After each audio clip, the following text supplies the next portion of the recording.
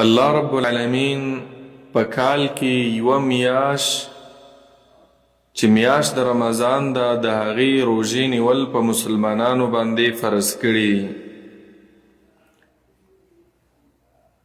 او دغه روژې نیول د هر مسلمان دپاره چې بالغ وي عاقل وي او روغ وي بیمار نه وي په حضر کې وي یعنی په کور کې وي مسافر نه وي په ده نیول دا واجب دي فرض دي دا د اسلام په ارکانو کې یو رکن دی د اسلام په ستنو کې یوه ستن ده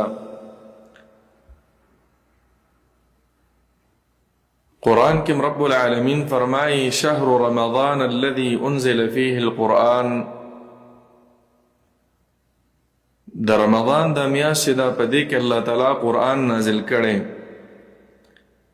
بیا هم د دغه میاشت باره کې وایي فمن شهد منکم الشهر فلیصمه څوک چې دا میاشت راګیره کي او دی ژوندی وي نو دا میاشت ټوله به دی په روژه کې تیروي د دې میاشتې ټولې روژې به دغه کس که نارینه وي که زنانه وي چې دا میاشت رمضان ورباندې راشي نو دا به دا روژې نیسي بخاری شریف او مسلم شریف کې حدیث د عبدالله ابن عمر رضی الله عنه دی چې نبی صلی الله علیه وسلم فرمایي بنی الاسلام علی خمس د اسلام پنځه بنیادونه دي پنځه بناګانې دي پنځه ستنې دي پنځه ارکان دي اول شهادت ان لا اله الا الله وان محمد رسول الله د دې کلمې د توحید اقرار کول په خوله باندې هم او د زړه نه هم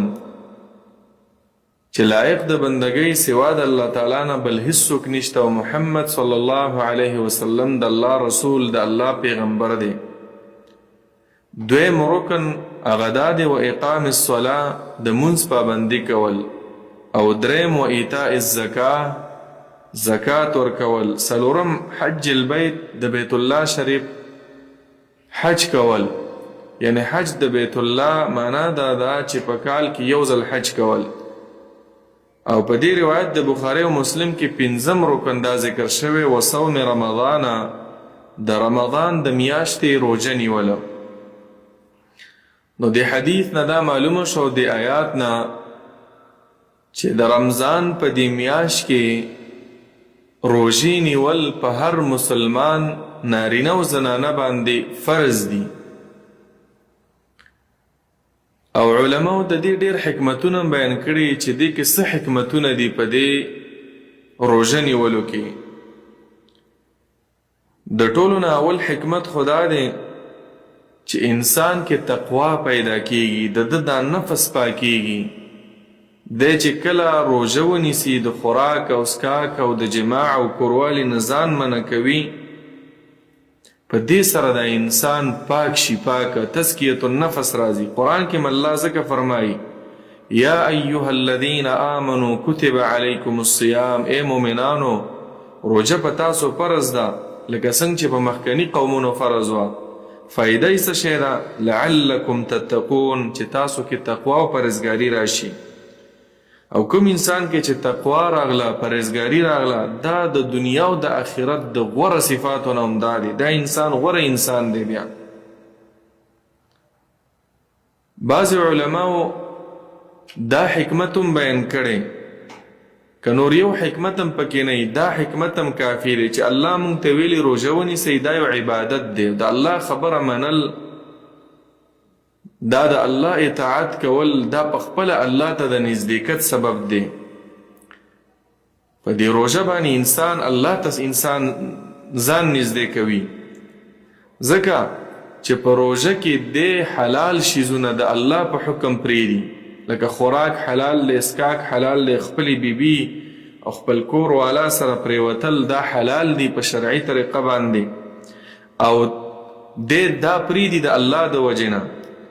نو په خپله د ده په ذهن کې دا خبره هم راځي چې دا حرام هم ورسره سړی پرېږدي او په دې باندې الله ته ځان نږدې کوي نو دا خپله تقرب دی الله رب العالمین ته علماء دام لیکلی چې یو حکمت پکې دا دی، دریم حکمت چې انسان مسلمان چې دی دا به د ډیرو شهواتو، د ډیرو خواهشاتو، د ډیرو خوراکونو د دې نه به ځان کنټرولوي، او په روژه کې دی چې د ورځې ځان کنټرول کړي نو د ده نفس کنټرول شو. یعنی د دې نفس د دې خواهش هر خبره منل دا د انسان دپاره د کامیابۍ سبب نه دی، بلکې نورم انسان دې سره خرابېږي. او چې کله د نفس کنټرول کو د ده په زړه کې صفایي راځي، د ذکر او فکر ډېر ښکلی کولی شي. ځکه اهل علم لیکلي چې هر شهوت او هر خوراک هغه د خېټې ته وردننه کول دا انسان چې کوم دی دا غافله کوي. نو چې کله تا ځان وږی کو نو ستا به بیا ذکر او فکر ته سوچ لاړ شي، د الله په آیتونو کې به فکر او سوچ کوي، او دارنګې د الله رب العالمین د کتاب، د الله رب العالمین د پیغمبر ښودلی شوي اذکار د هغې پابندي به درته نه شروع شي. یو حکمت علماو دام لیکلی چې انسان ته نعمت د دې خوراکونو او د څښاک د دې نعمت پته ورته ولګي. ځکه د نعمت پته انسان ته هله لګیږي چې کله د انسان نه دا نعمت زائل شي. لکه دا سترګې دي،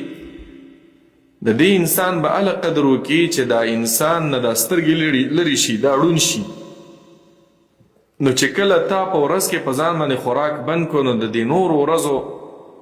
کې چې ته کوم خوراکونه کې د دغه نعمتونو قدر به تا ته معلوم شي، د الله رب العالمین شکر به ادا کړي، او کوم غریبانان مسکینان د هغوی درد هغه به تا ته در ورسیږي چې یاره دا غریبانان دومره د ورځې ولږه تېروي، د شپې ولږه تېروي، دوی سره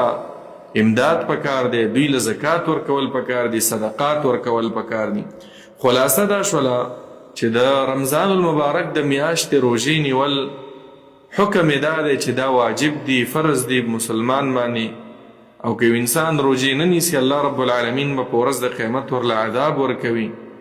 نو پکار دا ده چې د رمضان المبارک د میاشتې دا پوره روژې د دې اهتمام مونږ او تاسو وکړو. الله رب العالمین دې په دې خبرو باندې اول ماته او بیا تاسو ټولو ته د عمل کولو توفیق